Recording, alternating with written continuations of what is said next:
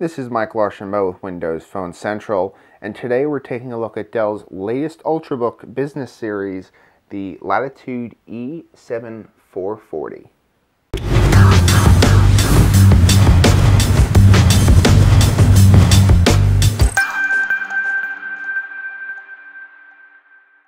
This is Dell's E-Series notebook, and we're going to start off by taking a look at the design. If we look at the cover, or the lid of the laptop, we see a beautiful carbon fiber design here. It's actually a soft top finish. The entire chassis is actually metal, what Dell calls tri-metal. They use 3 different metals, including aluminum, to construct it.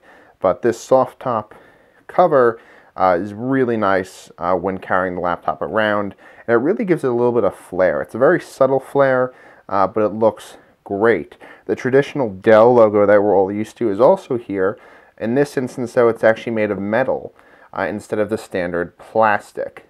As you can see from me holding it, the lid does attract fingerprints to a certain degree, but it's very easy to clean off.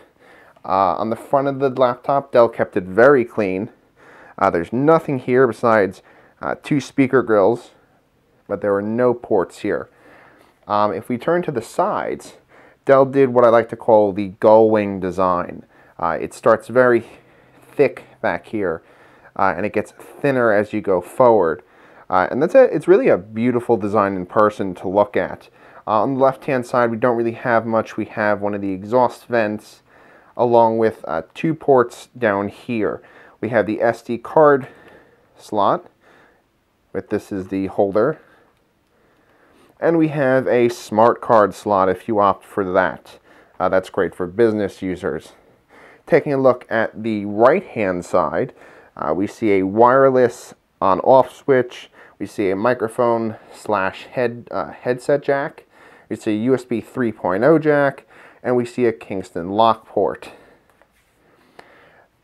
On the back side, we have this really sturdy hinge, which is really nice to look at. It's a beautiful hinge, and it feels sturdy in hand. It gets a little bit more of an industrial design back here with these exposed screws. There's 4 of them, but they actually look really nice. On the back, we have an Ethernet jack right here, something that is rare to find on Ultrabooks. We have another USB 3.0 here. We have a display port. We have HDMI.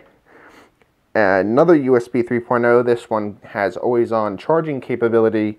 And finally, the charging jack. Now, the ports on the right-hand side, we like to call this fast access because these are the ports that you're basically going to want to use most often. So it's good that they put the headphone jack and one of the USBs there. We would have liked to have seen the power jack on the sides, but this is usually where Dell tends to stick it. HDMI and DisplayPort together are also a wonderful option for those who are usually locked in. So we have the very common HDMI, and then DisplayPort can send out an analog or digital signal. So as long as you grab the right adapter, you're set with either VGA or DVI. On the bottom of the notebook, kept very simple. This is it's still metal once again on the bottom. Okay, we have a large exhaust vent. We have the E-Series docking port. So here's an Ultrabook that you can plug right into a dock. Dell Latitude fans should be very excited for that. And then we also have something else that you normally don't see, which is a removable battery. So we have a 47 milliamp, I'm sorry, not milliamp, 47 watt battery there. Okay, Windows 8 Pro it comes loaded with. There's a sticker hidden under there. Okay, and then there's 4 rubber feet on the edges, which keep the laptop nice and firm when you are writing. Something that we noticed that a lot of people might not even think about is this little dot here, which helps to prevent keyboard flex when typing. So let's open this up on the desk and let's see the inside of this machine. The beautiful design of the exterior continues to the interior of the laptop. The first thing you're going to notice is a gorgeous 14-inch full HD display. Now this display that's included here is not the standard display. Standard display is a 1366 by 768. This is the 1080p touchscreen display. Touchscreen is only available with this configured option. Taking a detailed look at the display, we find it's very vibrant. The contrast is very nice. It's not anywhere near Sony's Vaio machines, but it's definitely a very nice machine to view multimedia content on. You can see right here on the start screen, the live tile colors are really popping. It's a really gorgeous display, and if you're planning to work and also have entertainment on here, the color reproduction is really nice, and you'll definitely be able to enjoy your favorite movies. The keyboard on this notebook is also something we really enjoyed. The keyboard itself is kind of like what we like to call the faux chiclet style keyboard that Dell has continued. It's not technically a chiclet style keyboard, as the keys themselves are full size. There's not really any spacing between them, but if you could see, they're actually raised. There's a raised bump for each of them, a raised platform we'll call it, which kind of gives it the feel of a chiclet keyboard. But these are cheaper and also easier to replace, so that makes it great for a business notebook. They did include their track stick here. The track stick is decent. It's nice to include it. It's definitely nowhere near Lenovo's track point still. We found that our finger kind of slipped off of this a bit. There wasn't much grip as it's a flat surface. The buttons here that are included for the the track stick are a bit odd. They're kind of mushy, and the left and right click buttons click one way, as you can see, forward, while the middle button clicks backwards. After some use, I was able to get used to it, so it's definitely not a terrible thing. The keys themselves, like I said, they're a bit mushy, but you can easily get used to it. The unit starts at a little over $1,000, and by default includes a Core i3 processor. The unit that we received here included a Core i5 processor, along with a 256 gigabyte solid-state hard drive and 4 gigabytes of RAM.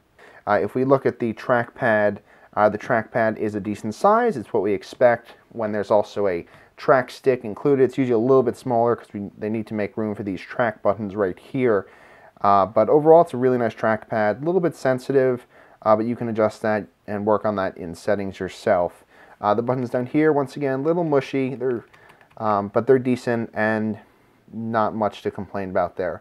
Overall, the keyboard itself and the trackpad are a very good combo. Overall, looking at the machine, we have a beautiful design.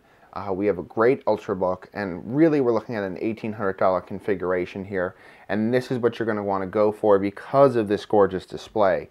It is a bit expensive. It's $1,800. You're only getting a Core i5, but you have to remember that this is a business machine. There's a lot of benefits to business machine. We have the tri-aluminum chassis.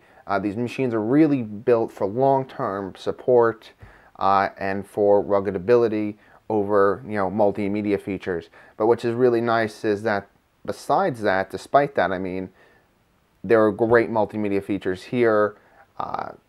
And like I said, this display is just absolutely gorgeous to go ahead and watch movies on. If you're looking for a machine that is not a Windows 8 hybrid but does have a touchscreen, this is by far one of our favorites. It's fun to use, it's easy to use, it's great to use, it looks great, it performs well. There's no reason, except for the price tag, if that's a little iffy, not to go with Dell's latest Ultrabook.